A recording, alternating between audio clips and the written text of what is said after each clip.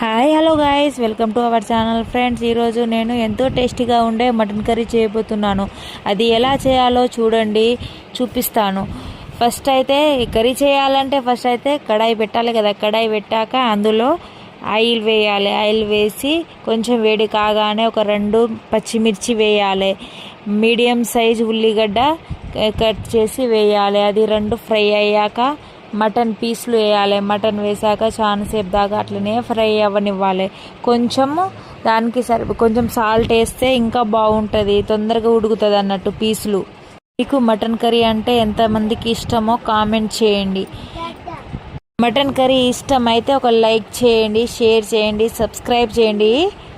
మరిన్ని వీడియోస్ కావాలంటే కింద కామెంట్ బాక్స్లో కామెంట్ పెట్టండి.